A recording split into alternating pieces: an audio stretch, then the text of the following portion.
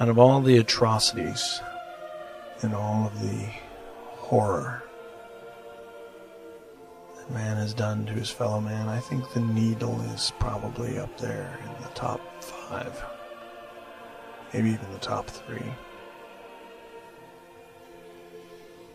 See, the way our brains work is that we have sensors just like a machine, but we have our eyes and our ears and our mouth, but there's other more subtle sensors we have, like our nervous system, and sometimes folks can actually hear radio signals and things like that because it's an electromagnetic frequency, and they have certain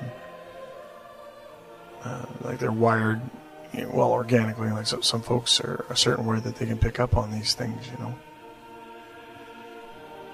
And it was theorized that everyone saw and heard everything around them, but there's a section of your brain which allows you to filter it out. Like if I'm in a crowded area and I'm having a conversation with someone, I can focus on just their voice. I don't have to listen to everything all around me. Well, the same thing goes for everything,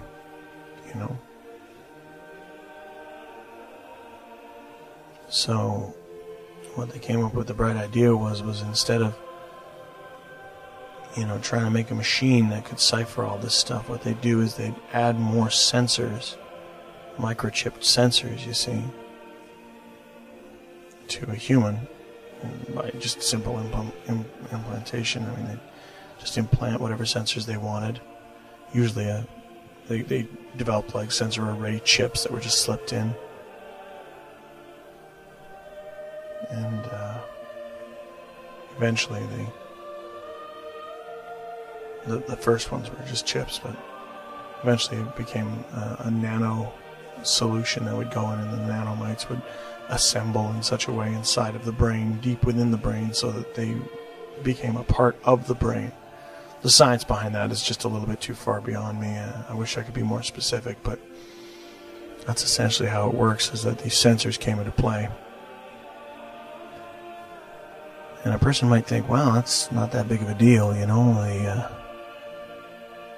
sensors, so you got more sensors. I mean, what's the difference? Well, see, the difference is that it's not like a head-mounted display or augmented reality thing where you're viewing it with another sense. This is another sense added to your body. Like, imagine all of a sudden you could hear all radio signals,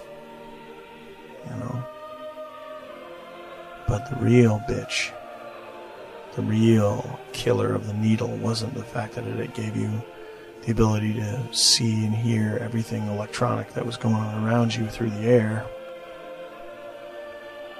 It was that the nanomites were programmed to go in and destroy the portion of your brain. And instead of... There's a portion of your brain that allows you to focus and filter out what you see and hear. Well, these nanomites go in there, and instead of filtering it, they open up the floodgates so that everything you see and hear and experience, including your new sensors, goes directly into your brain. And then it's just your brain will automatically try to sort out whatever it gets. And we still haven't got a computer as powerful as the human mind, so instead of trying to build one, they just learned how to force the human mind to do its dirty work for them. These poor bastards were the first Dreadmen.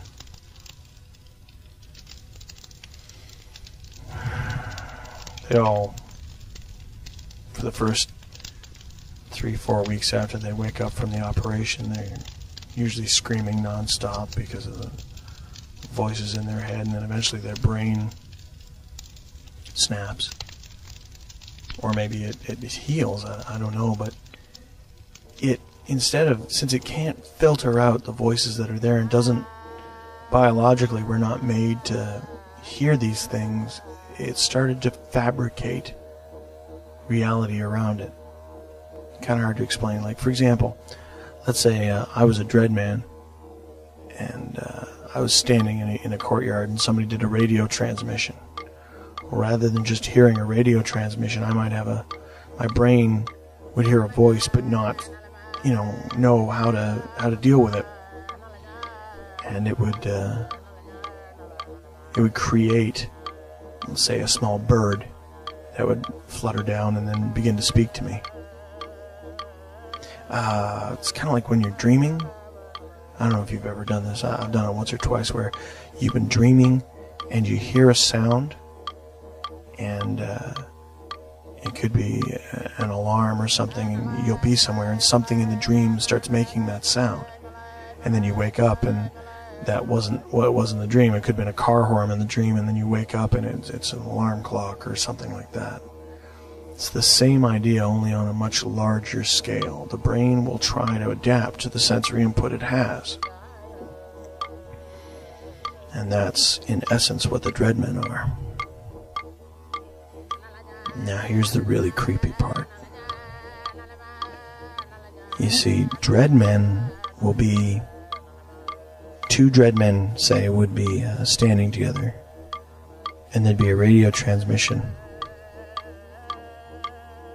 Now, both Dreadmen have different brains, of course, but they'll both see the same thing, and no one can explain how this happens.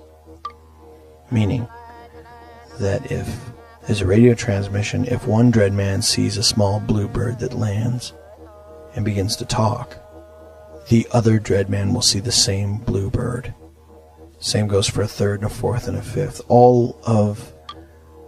Every Dreadman's brain processes images the same way, and there's absolutely no explanation for this whatsoever.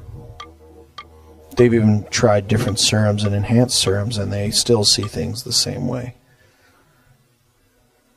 Now, philosophically, the server monks have got an answer for this, because their Dreadmen are like the bastardized witch doctors of server. I mean, they're able to see and hear the direct mind of server. They're more human because of, well, they're more machine than human, yet they're purely human. I mean, they become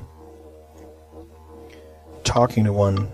I've never met one, like I said, but apparently they speak in riddles, and they know things that people aren't supposed to know, and they can see things that people generally aren't supposed to see. And every single one of them, I don't care who they are all completely insane.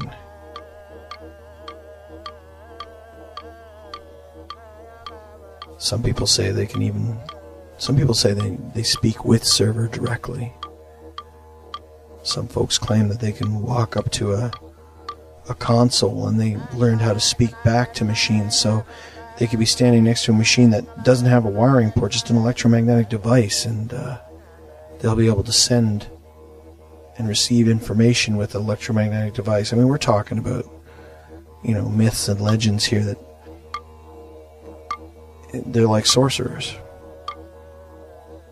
The technology was first tried, the very first of the Dreadmen were created in Jamaica. And of course, at the time, I can't remember what the acronym was for it. It was this long and involved process, and it was a biologically enhanced filtration, something or other. But when the people of the island saw what these men had become, they referred to it as dread, because, it's like black voodoo magic, and these folks were, if there was anything that was close to being black voodoo magic, this would probably be it. And the Dreadmen were they were really something. They say that they run across them from time to time. You'll find a Dreadman in the oddest place. Sometimes they find you. Like, you don't find a Dreadman finds you, and they got information for you for their own reasons, or for someone's reasons.